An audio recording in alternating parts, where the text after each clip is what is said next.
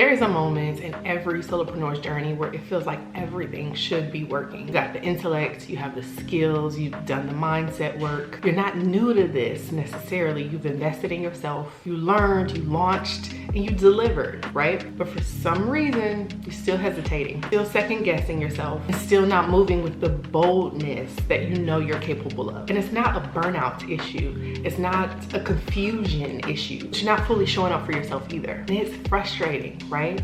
Because someone is probably telling you in your ear, looking at your business from the outside in, thinking and telling you that you're killing it. But behind the scenes, you and I both know that you're stuck in a loop, reworking, rethinking, and redoing everything. And then when you redo it all, you start again just a little bit more tired and exhausted and more doubtful than before.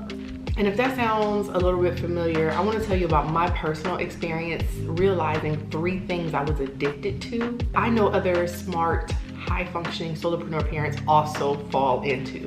And these 3 addictions are very deceiving because they look like strategy, they sound like wisdom, but they are actually blocking your instincts, choking the life out of your momentum, and quietly killing your self-trust. And if you don't name them, they will keep you in this perpetual loop of preparing to take action, preparing to lead, versus actually leading yourself, actually taking action. So in today's video, we're going to share a little bit about those 3 addictions. The first addiction that I had that stopped me from being a confident, trustful solopreneur was the addiction to proof. If you have ever caught yourself saying, I will put this out there, but I need just one more client result, one more testimonial before I actually launch this, one more person to say yes before I think this is valid, this one is probably you. For me, I realized that this proof addiction was this quiet belief that I needed external evidence before I can trust myself. And I lived there for years.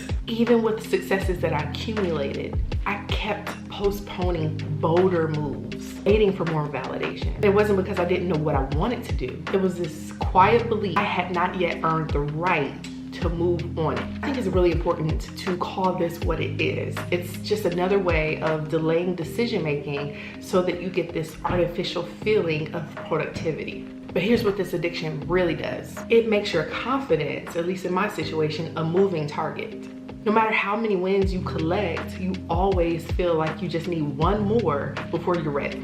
And the worst part about this is this kills your instinct. You stop listening to yourself, you don't trust yourself, and you stop making intuitive decisions about what you should be doing next. And then your decision making instead starts to look more like defensive decisions. Ones that make sense on paper, but you know deep down in your gut, they're misaligned. They're not true to who you are and what you want to do. So even when you execute well, it still just doesn't feel right. And that slowly over time begins to break your self-trust. Because what I know to be true is every time we override our instincts in favor of proof or evidence, you send this message to yourself that I cannot be trusted without evidence. And that belief is poison. Here's the second addiction that I realized was stopping or blocking me from being a confident, trustful solopreneur. Learning became a hiding spot. This one for me was really hard to see because it started so innocently, I guess.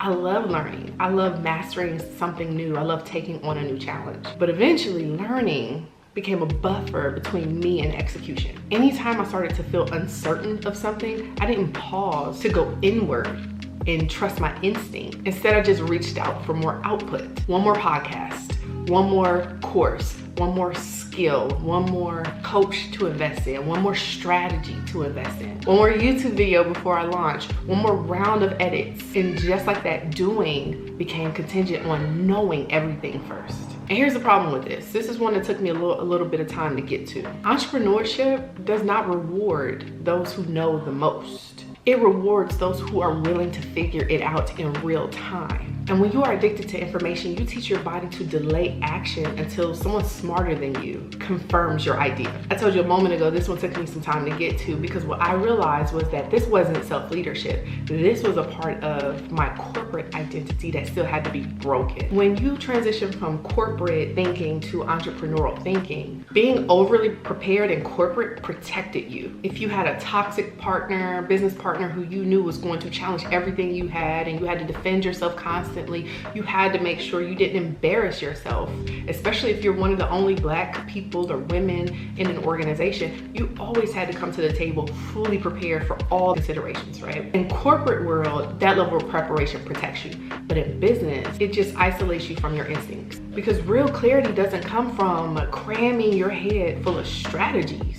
It comes when you watch yourself move and realize that it is very much possible to course correct without falling apart, without failing miserably. But if you're constantly cramming your head with information, you are leaving little to no room for your inner guidance to take action, to lead. And that's exactly why you start strong, only to slow down later. And it's not because you're lazy, it's because you've been trained, especially if you came from a corporate world, to only trust yourself with absolute 100% certainty. And that is not how intuitive leadership works. The third addiction that I had that kept me or blocked me from being a confident, trustful entrepreneur was over-optimizing. This one is really sneaky because it looks impressive. You want every email to convert, you want every post to pop off, every video to pop off, every launch to feel aligned and just right, every client to be the dream ideal client, right? So you wait, you tweak, you adjust. And the story you tell yourself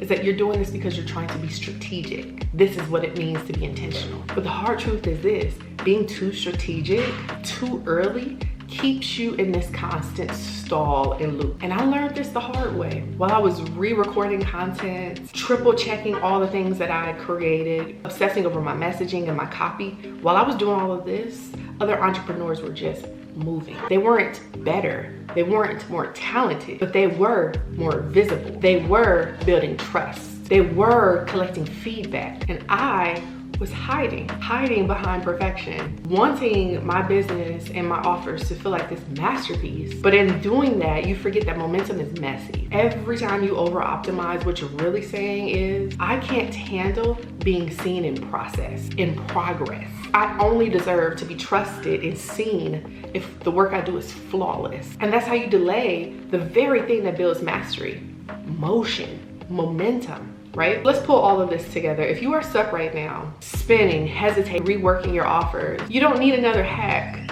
another person to tell you exactly what to do. You simply need to break up with all of these three addictions if you started nodding your head through any of this, right? The addiction to needing proof before you take action. The addiction to over-preparing in the name of being ready. The addiction to perfecting everything before it ever even gets seen. Because what I've learned is these aren't just habits that you have to break.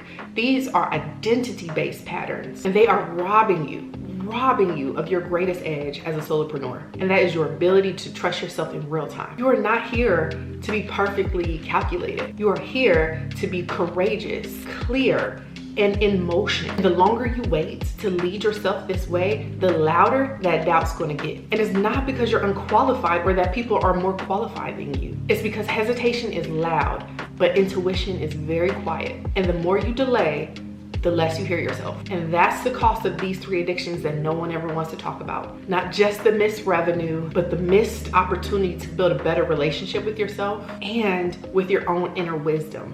And if you are ready to reclaim it, my friend, it starts by letting go of the habits that once protected you and keeping you from rising. If you love this video, you are going to love my content. I assure you, my friend, we are just getting started over here. I have a really fun series planned for next week. Don't forget to subscribe and hit the notification bell so that you know when I post the next video. Thank you so much for watching.